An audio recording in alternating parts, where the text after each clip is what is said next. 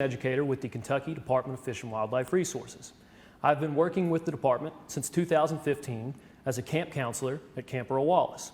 We have seen this time as an opportunity to use our resources and extend conservation education into the homes of our students and also to invite their family and friends to see inside the world of conservation education. So this class is geared towards 4th, 5th, and 6th grade students. However, this information is relevant to all. And I would like to use this time to give a shout out and say hey to my students throughout Madison, Fayette, Estill, Powell, Lincoln, Garrett, Casey, and Boyle.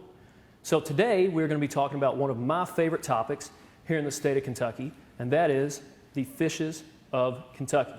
I'm joined with Rachel Young, who will be monitoring your questions that you have throughout this presentation. We'll answer a few of those for you. Also, Rachel will be back here tomorrow at 1 p.m. Eastern Time to do a presentation on snakes of Kentucky, and she has a few friends that she'll be bringing along. So let's go ahead and get started. Fish are categorized alongside animals such as turkeys, bears, snakes, bullfrogs, humans, and many other animals as vertebrates. So they have a backbone. Fish, however, are one of the most diverse group of vertebrates in the world because most of the world is covered with water. Here in the state of Kentucky alone, you can find over 260 species of fish. Now, these fish can be found as small as minnows and sometimes even smaller than this. And in other places around the world, you can find fish that can reach upwards to about half the size of a basketball court, as is this whale shark here, which we do not have here in the state of Kentucky. And an interesting fact about them is they have these spots and stripes along their back that is a unique identifier for them, as is your thumbprint for you. Fish can also be found in one of my favorite forms, and that is deep fried on a platter of hush puppies and French fries. So you can find fish in a lot of different places and shapes and sizes. Fish have an external structure around their body that allows them to navigate and swim through water, and they will use these fins to allow them to do so. Now, up here on the back, we have the dorsal fin, which works as a sail. So they're able to use that fin as a guide to allow them to guide through the water, and also this will help support them in the way that they are swimming through the water. Back here on the tail, you can find the caudal fin. The caudal fin serves as their motor or their propeller for them to go forward. As you can see here with this swim bait, if you wiggle the tail back and forth, this is the way that the tail or caudal fin of a fish would work to allow them to swim forward.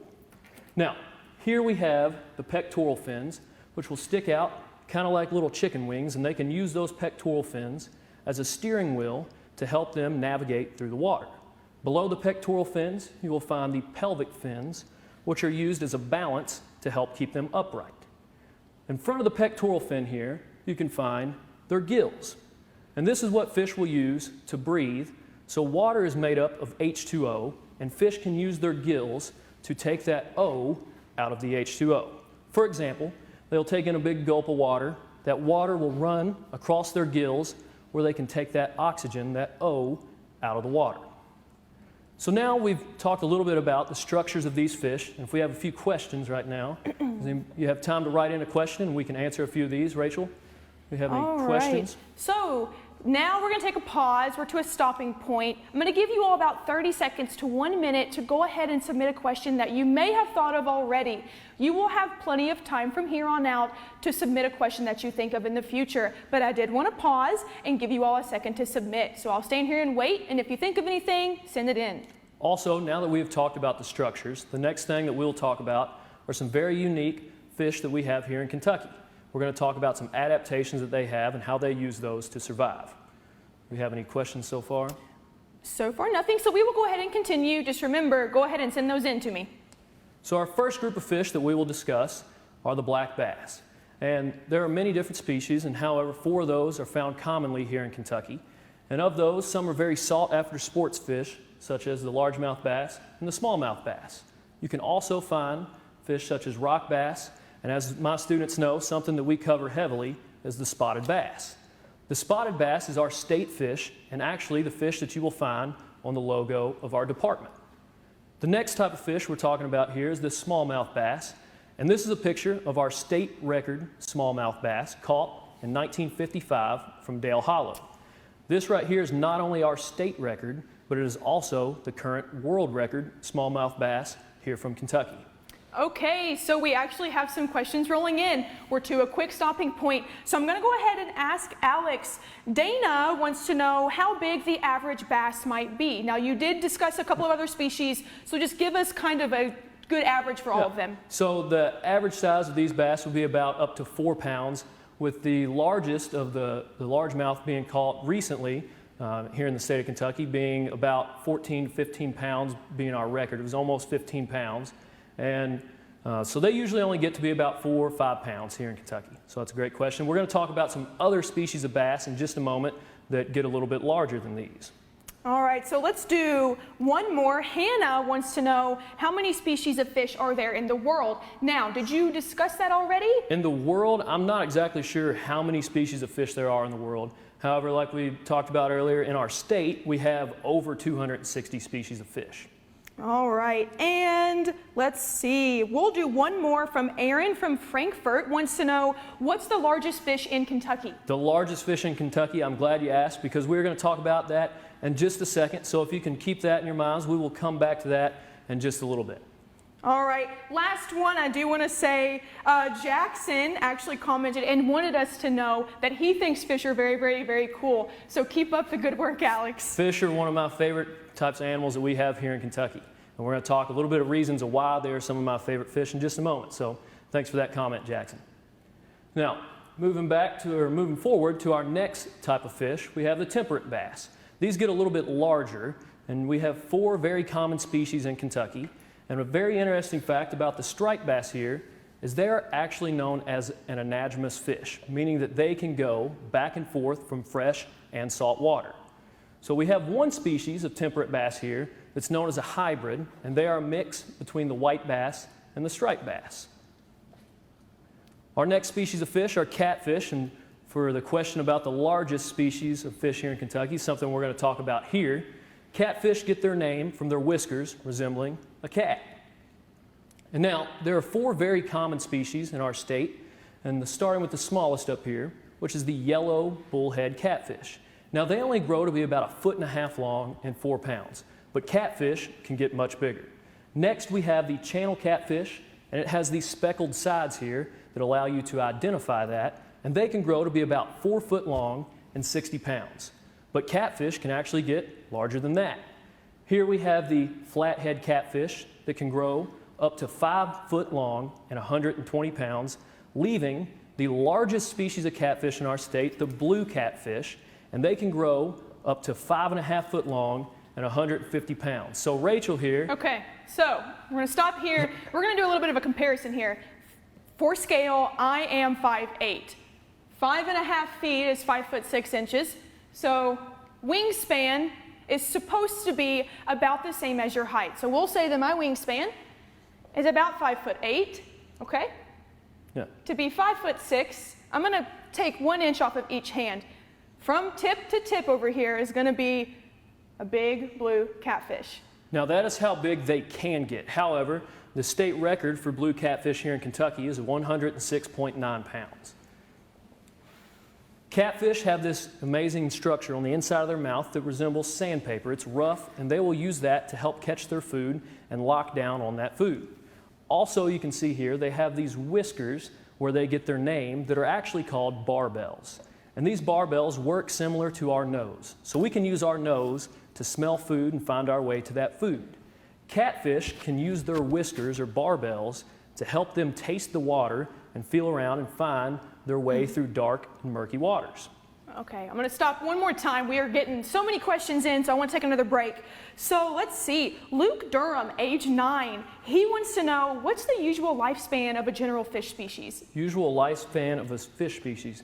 No, that's a great question. It depends on different fish. That's something that I would be more comfortable talking with our biologists about those different species of fish. However, I would only say a few years for those fish. However, some fish species can live very long, so that's something that I'm not very familiar with, and that would be more of a question for one of our biologists. All right, so Ava Crisp, age 4, she wants to know, will the really big catfish swallow her? Will they swallow us as humans? The really big catfish is not going to swallow you. We're not on their diet, but one thing that oftentimes does concern humans around fish, such as catfish, is you'll hear that they sting. So when people refer to catfish stinging, what they are referring to is the barbs that they will have on their dorsal and their pectoral fins. So on their back and also on their little chicken wings that they use as their steering wheel, they have these barbs that are pretty sharp and they're jagged, and they will use those as their defense mechanism. Now, catfish are not trying to swim around and poke at people, but they use this if something has a hold of them. They'll start to wiggle around, and for those of you that enjoy catfishing, you know once you are handling that fish that they start to wiggle back and forth, and like I said, that is their defense, and they will use that to protect themselves. All right, we'll do one more before we move on. Dana wants to know, what are the biggest predators to our Kentucky fish species? The biggest predator to our Kentucky fish species would most likely be some invasive fish such as Asian carp, which hurt our environment and take away resources from some of our native fish. So we have had efforts recently going on to help that, and also things like birds, which we'll talk about some predation on a fish in just a little bit from birds. So. Very good, all right. Now, some incredible predatory fish that we have here in Kentucky would be our walleye, the muskellunge, and gar. All right, so these fish have adaptations that allow them to be excellent predators here in Kentucky. For example, their shape. So they are long and slender, and that allows them to swim at burst speeds very fast so they can catch their prey. Also, these fish have a camouflage known as disruptive camouflage. So on their tops, you can see they have dark splotches and stripes that will allow them to blend in with the bottom of the water body. However, if that prey fish would be looking from below up at them, you can see they have these white bellies that will help them blend in with the surface of the water and beyond, so they can hide from above and below their prey. Also, another adaptation that these fish have that's very incredible is inside of their mouth, they have teeth. So here you can see the walleye, up here we have a gar, and down here we have a muskellunge. And I believe we have a skull from a gar here, so you can see the teeth, and they're very sharp. And they will use these for predators, so these fish are not going around and trying to bother us humans. They're mainly using these to go after their food. One of my favorite fish that we have here in Kentucky is the spoonbill catfish, also known as a paddlefish. And you can see that they get their name from their nose. They have an elongated nose that they will use like a radar. So they can send out signals with all of the nerve endings and sensors in their nose and receive those signals back to help them find their food. Another interesting fact about the paddlefish here is their skeletal structure is actually made out of cartilage. So those of you can feel your ears, and you can feel that hard part of your ear, which is actually cartilage, and the same thing that makes up the skeletal structure of one of these paddlefish. Now, when they send out their signals, they're doing that to find their food, and the food that they're looking for is microscopic organisms and things such as plankton. And they are filter feeders, so they will open their mouth big and wide, and once they find that right signal, they can swim through all this plankton and microscopic organisms. All right. Let's do a couple more questions real quick. We just went over some really interesting fish and you guys are loving them. So let's see, Aiden, age 10, he wants to know how many species of gar are in Kentucky. How many species of gar in Kentucky? So there's actually 4 species of gar in Kentucky. One of those being protected, which is the alligator gar. We also have the short nose, the long nose, and the spotted gar. The one that we showed you an example of was from a long nose gar. Great question. All right. The last one I'm going to ask is, where can you find paddlefish in Kentucky? One of the best places to find paddlefish here in Kentucky would be in Kentucky Lake. It's one of the best known places to find these fish. And actually, the way that people catch these fish, because it's very difficult to catch one using some type of bait since they eat microscopic organisms, is people catch those by snagging, which is essentially casting and hoping to hook into one of these fish. So great question. Now, the next species of fish or type of fish that we are talking about are trout. And we have 4 species of trout here in our state of Kentucky, with generally the largest being the brown trout. The most common species of trout that you will find in our state is the rainbow trout. Up here, we have the brook trout, and then the newest species of trout to Kentucky is the cutthroat trout. All right, so let's take a break for a couple more questions about trout. Real quick, can you explain to me, I noticed this immediately, you guys may too, so look really closely when Chase zooms in. On this top picture, this fish looks really, really slimy. Alex, can you explain to me and the viewers why it looks like that? Absolutely. So these trout have a slime that coats their body that allows them to fight off infections. Also, this slime will allow them to swim very freely through the water, and they can glide through that water very fast. And you can see in these pictures, all the people holding these fish are keeping those near the water. So one great practice that you can use while fishing for trout is to make sure that you keep them in the water so they can keep that slime coating on them, and that way they can swim off and grow a little bit bigger. All right, and let's see. So Tesha wants to know, what color are the trout? So we want to run through that real quick. Yeah, so the brown trout up here, oftentimes you can see it with this yellow hue and these brown dots on it. The rainbow trout gets its name from all of the different colors that you can see in their skin. The brook trout has this green with yellow and blue dots and orange. In my opinion, this is one of the most pretty fish that we have here in the state of Kentucky. And the cutthroat trout, it gets its name from the red mark that it has around its gill plate. All right, let's do one more real quick. Actually, Samantha Seaton from Louisville, she wants to know, Alex, specifically, what is your favorite fish to fish for? My favorite fish to fish for would have to be crappie. I love fishing crappie, and we're going to talk about that a little bit later on, why I like to fish for crappie so much. So, great question. Moving along, like we were talking about with the slime that these trout have, it allows them to swim through the water very quickly. They like to stay in running water, such as streams and rivers, and you can see they have this slender body that will allow them to swim through that running water. Trout also use those colors as their camouflage, and these dots are helping them blend in with the bottom of the river. As somebody asked earlier about predators towards fish, things like trout have predators such as birds and eagles. So this camouflage will help them hide from those predators. Now, fishing is a great activity to get outside and spend time with people in your family. I've been fishing for a long time. I started fishing when I was a young little boy here, and I would go to the lake with my grandfather and my brother to Nolan River Lake, and we'd spend time out on the pontoon, and that's where I started fishing for crappie, and I've always loved it since. Nowadays, I return the favor, and I take my son fishing with me. His name is Calvin. He's 5 years old, and he's at home watching today. This is him. He is a Maltese poodle mix. He likes to get out in the outdoors. He's just unsure whether he likes those fish things or not. But what I'm getting at here is fishing has no age. You can start fishing now, and you can fish from this day forward. And for those of you that are under the age of 16, no license is required to fish here in Kentucky. So that's the first great thing about fishing. The next great thing is there is no season. So you can start fishing and fish throughout the winter, spring, summer, and fall.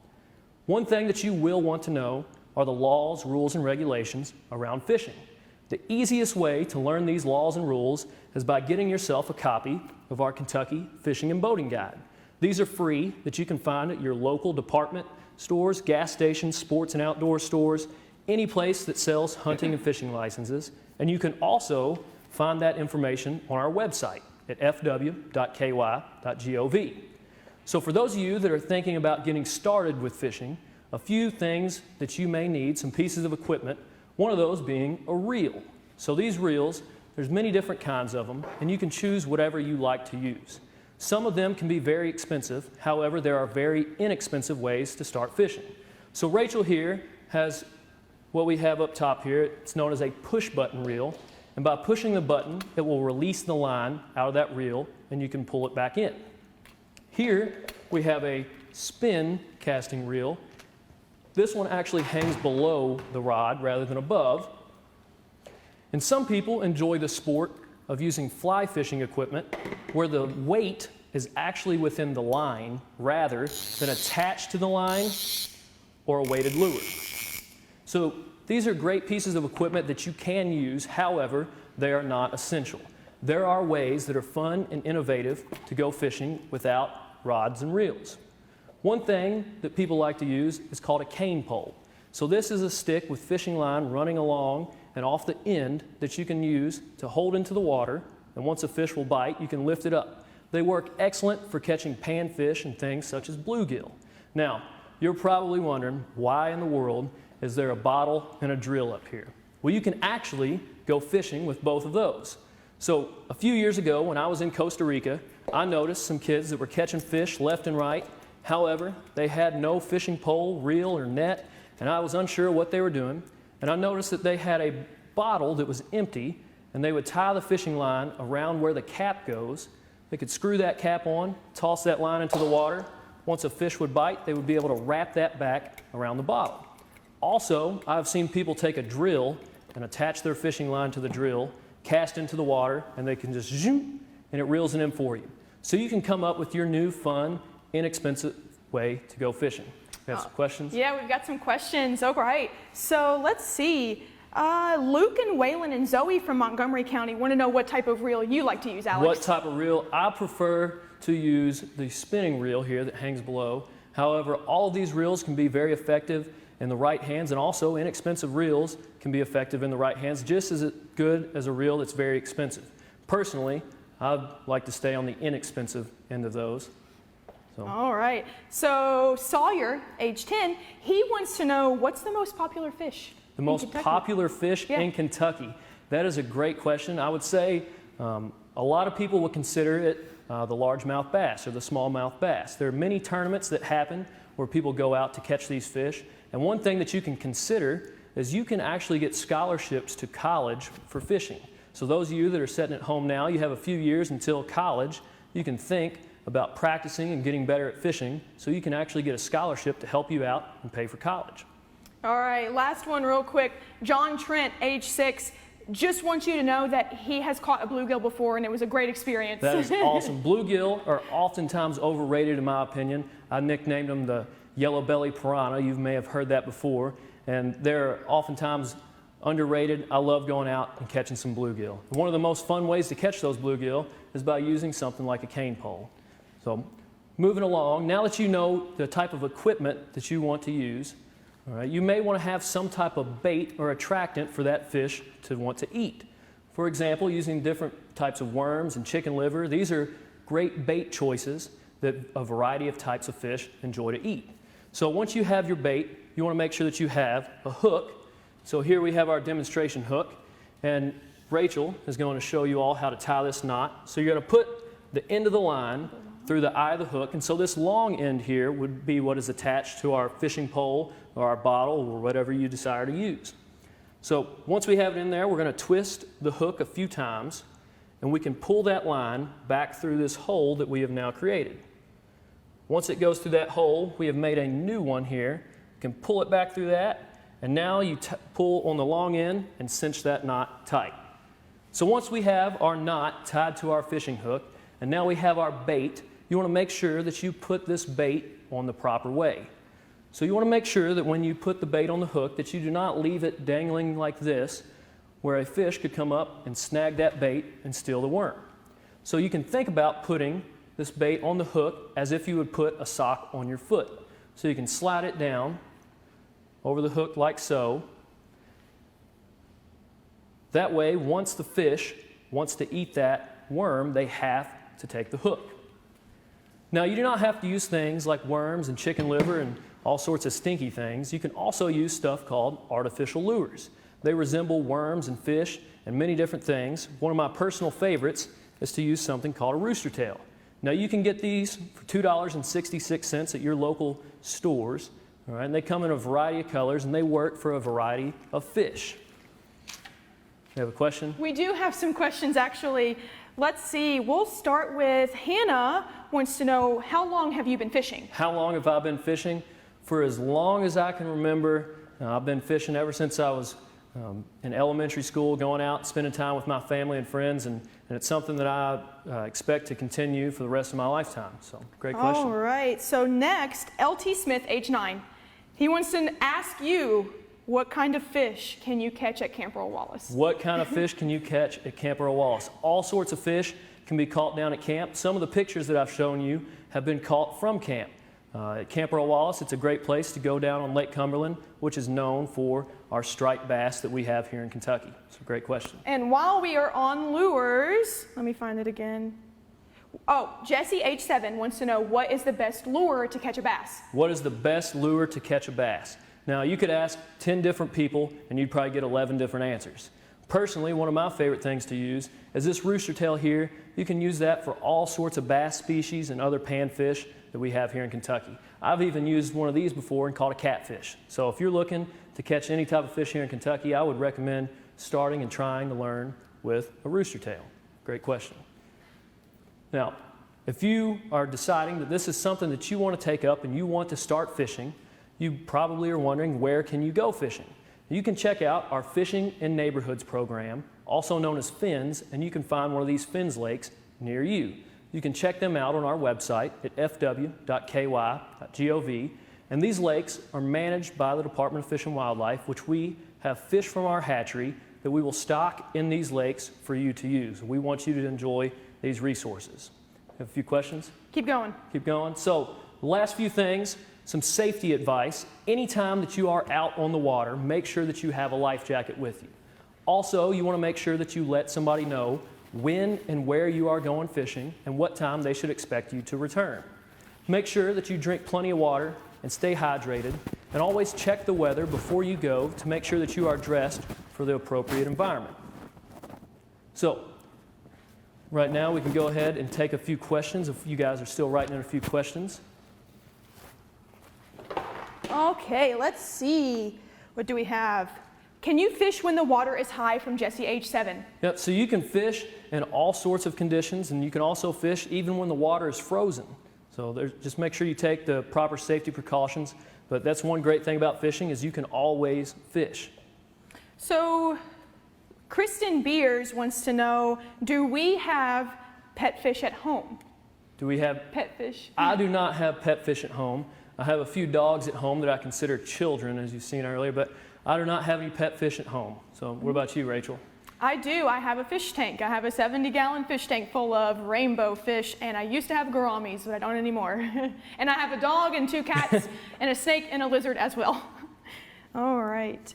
So Olivia wants to know, what topic are we covering next week, which is a really good segue into what Alex was about to discuss. So tomorrow you can join back and you can see Rachel here. She will be talking at 1 p.m. Eastern back here on the Salado Wildlife Education Center page.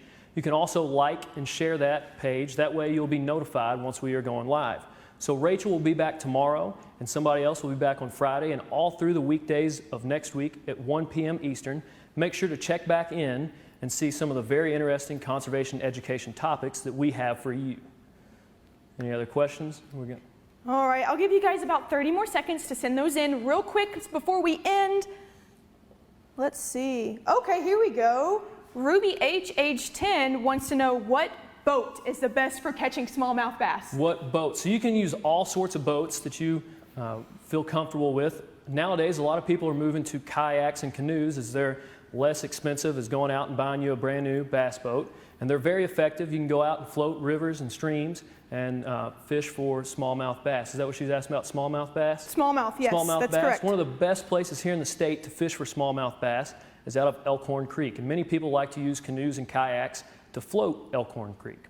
Great question. All right, Sawyer, age 10, wants to know, why do fish like worms so much? Why do fish like worms so much? Fish will eat a lot of different things, and I just believe that they see that worm as a tasty treat to them. So, all right, I think that's it. Well, that's it. So thank you guys for joining in today, and I hope you all have learned something very interesting, and thank you all for inviting us in to your homes for this conservation education class. Make sure to join back tomorrow and next week. Thank you all, and have a great day.